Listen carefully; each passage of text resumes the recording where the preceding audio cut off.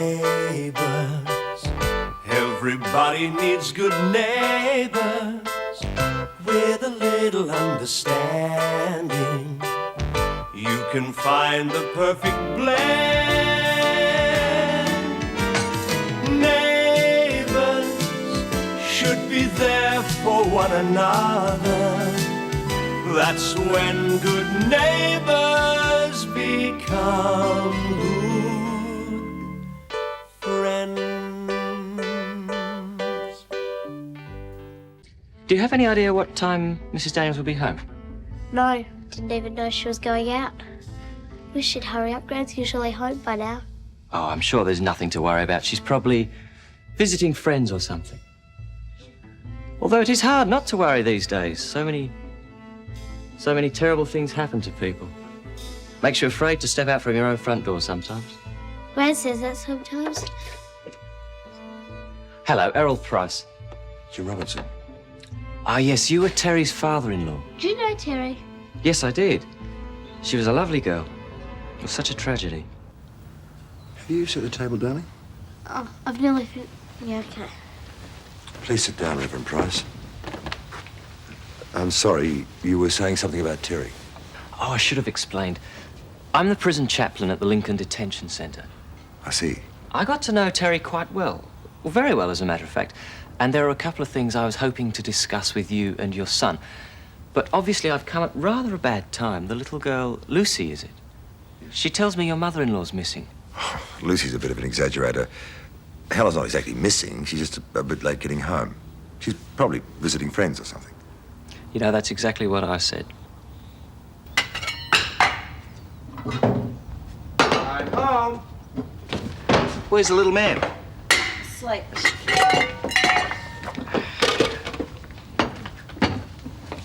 I must be losing my touch. My kisses are meant to be guaranteed at a range of 50 metres. I better try again. You're late. So was Mrs. Christopoulos. What? The pregnancy we've been having all that trouble with. She had a son, Alexander Theo Clive Christopoulos, at 5:27 this afternoon. It was her 4th try. We've been treating her with kid clubs, so to speak, trying to get her somewhere near full term. She's actually 4 days late. You make it sound like all her troubles are over. Hope she's not planning on going back to work. You've had a fight with Paul. Oh, I can't hide anything from you, can I? Well, Paul's never been the easiest person to work for. Ask anyone who's tried. Zoe, Kate, Madge. He expects too much. We weren't arguing about work. I see. Well, on the surface we were, but that wasn't really what it was all about, if you know what I mean. Sure.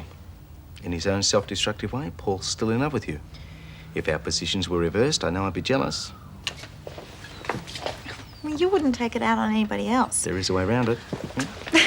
No, Clive, I pay my own way. I'd only have to increase my workload at the surgery a little bit. I said no. It's my problem and I'll handle it. Now go get changed because dinner will be ready in 10 minutes. Yep, that'll just give me time. Time for what? I thought I'd go and pay Mrs. Mangle a quick visit. But you just got home. 10 minutes, I promise. Huh? You know, you're lucky I'm not the jealous type because, I'd be worried about you and Mrs. Mangle. I can't hide anything from you, can I? 10 minutes.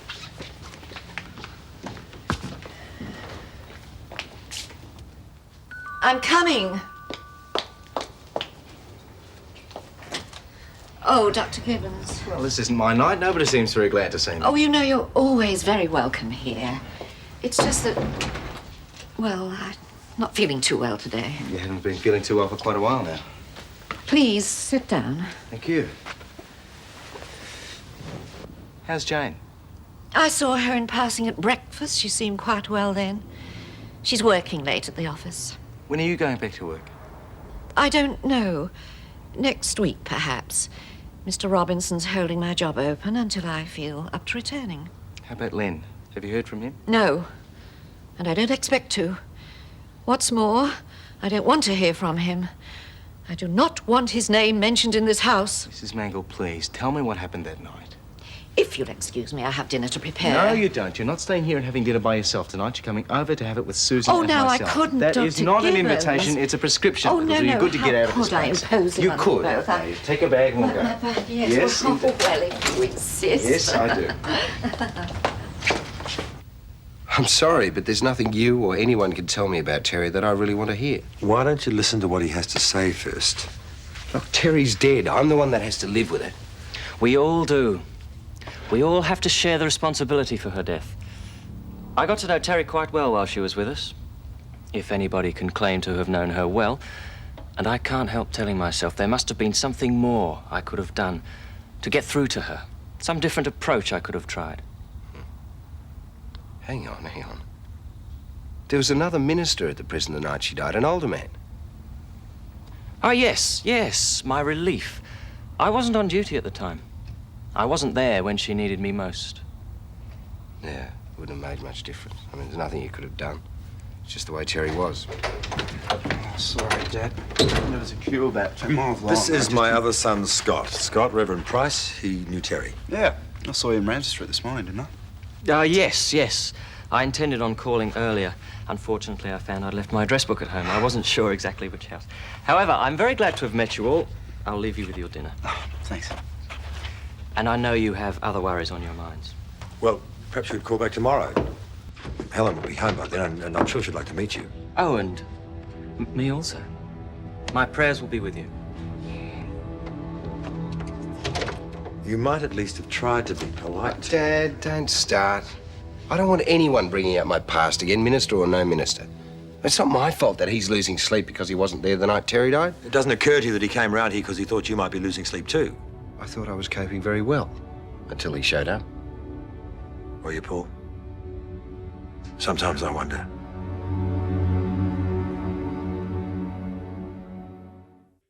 Well, you look very happy, don't you? Well, now, I can't eat beans, of course. They're much too acidic. Yes, Mrs. Mangle. Oh, and lamb. All that fat. No beans, no lamb. Have you seen the egg whisk? Clive. No, we've got one. Daphne used to use it to strain spaghetti. What is that woman doing here? Look, I realise you've had a lousy day, and maybe I should have thought it through a bit better before I asked her. But she's had a rough trot lately. You'd have done the same thing if you'd been there. I wouldn't bet on it.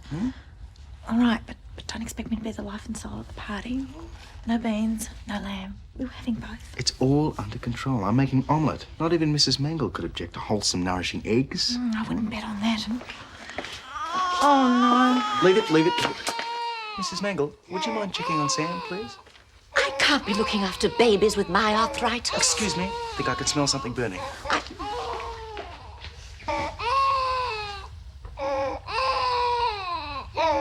Oh, what's all this about then? Getting all hot and bothered. There, that's better, isn't it? Yeah, shh. That's better. A big smile. Yeah, well, she just needs a bit of work on I her. know he was a reverend, sweetheart, and but you that's know what the rules. Never let strangers into the house when you're on your own. I thought you'd jump at the chance of getting some practice. Yeah, well, she just needs Are you going to be on the up. phone all night? Dad, he's only talking to Charlene about his new car. The girl only lives next door. All right, I'll speak to you tomorrow. I don't want the telephone tied up in case your grandmother's trying to get through to us. Look, she's probably just got tied up with friends somewhere and lost track of time. Yeah, come on, Dad. I bet you that's just what's happened. Look, I guarantee she's going to come walking in that door, all embarrassed Gran with... never comes home late. Not without telling us where she is first. Oh, look, why don't I phone some of her friends and see if anyone's seen her? Thank you. All right. I'll use the phone at the office so I don't tie this one up. In fact, I'll check a diary. There might be something in there. Good idea.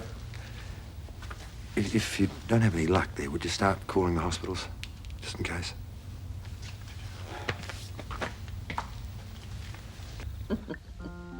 What's this then? Now, that's white with 1 sugar, right? Thank you. Sugar's one thing you doctors haven't taken away from me yet. And I'm sure it's only a matter of time. Come on, Sam, time for your nightcap. May I? He's a bit fussy. Aren't they all, my dear? Now, what do you say, Sam? Would you like Auntie Nell to feed you? Yes, I'm sure he would. Oh, why not? Thank you.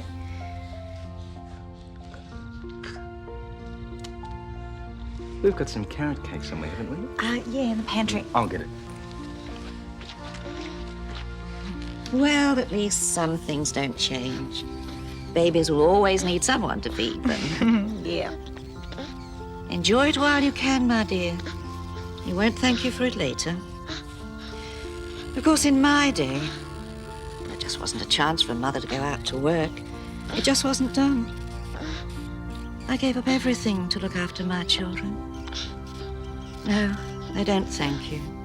But I thought you only had one, Amanda? Amanda's the only one I've kept up with. But there was another. That's a side of motherhood that you have yet to learn about. Oh, come on now, young man, not so fast. You'll give yourself a tummy ache. All right, thanks, Paul. Good night. What do you say? None of her friends have seen her today. What about the hospitals? No one answering her description's been admitted. It's not pretty bad, isn't it? Oh, I don't think there's any need for us to panic yet. Grant's never done anything like this before. Look, we know she's not in hospital, so that means she hasn't had an accident or anything. She probably had to go somewhere and forgot to tell us. I think you ought to go to bed and stop worrying about it. Yeah, okay. Good night, Dad. Good night, mate. And just check that Lisa's asleep, will you? How do I tell her if she isn't? Tell her what I told you. That I'm sure Helen's going to be all right. Okay. No. Right.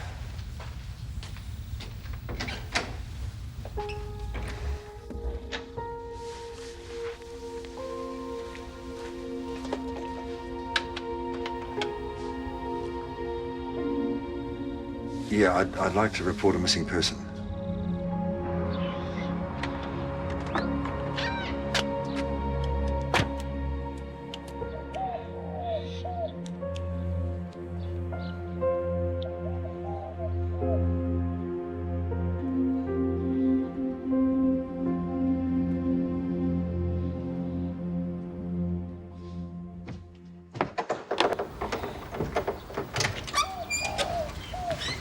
Helen? No. Oh, must have dozed off. You've been up all night. Well, I thought... No, I don't know what I thought, really. Best to have someone on deck, I suppose. So there's no need to ask you if you heard anything? You? No, no. Oh, I did find a car, though. Where?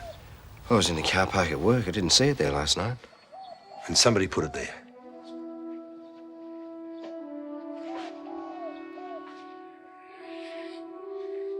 Dad, I said I didn't see it there. That doesn't necessarily mean it wasn't there. What did the police say? Come on, Dad. You got the right to know. Well, as a matter of fact, they weren't very interested. Oh, you're kidding. Your grandmother's past the age of consent. She's entitled to stay out all night if she wants to. I mean, they even suggested she might have wanted a night off on her own.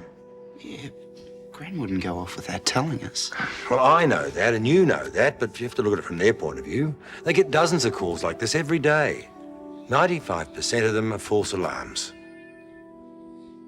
Oh, yeah? What about the other 5%? Well, Paul rang and asked if I'd seen her, but that's all I know. Jim Robinson wasn't at all keen to discuss the matter when I called over to inquire. From what I can gather, Mrs. Daniel's been missing all night. Her clothes are still there, but she's disappeared without a trace. Amnesia. I doubt it, Mrs. Mangle. Oh, you read about it all the time. People lose their memories, wander off. Yes, well, it does happen, but it's pretty rare. I think you'll find she'll turn up any minute with a boring but logical explanation. Now, if you'll excuse me, duty calls... Yes, of course. Is Susan still home? I wanted to give her these and thank her for the evening.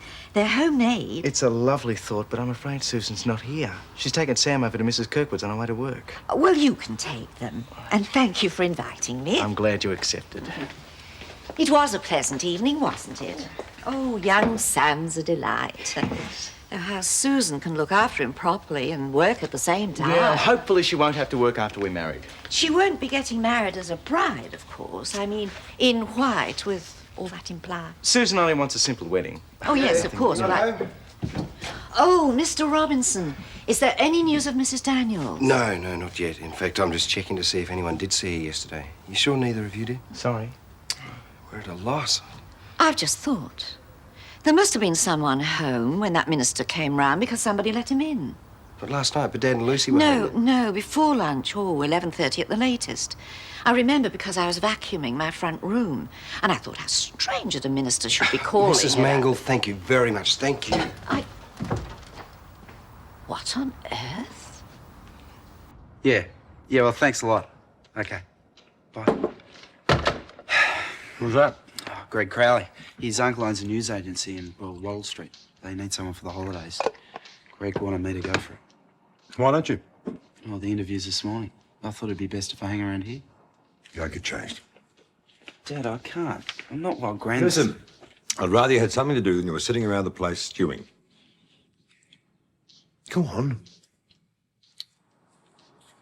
And Scott, see if Lucy's all right, would you? She's taking an awfully long time to get dressed. Okay. I thought you said the Reverend Price hadn't met Gran. That's right. Well, what was he doing here yesterday morning? Eh? Well, Mrs. Mangle said she saw him about 11 o'clock and Gran let him in. Strange that he didn't mention it. Could have been an oversight. Oh, come off it, Dad. I mean, he actually said he was looking forward to meeting her. Well, let's not make any wild accusations till we've got some proof. Fine by me. What are you doing? You want proof? I know just where to get it.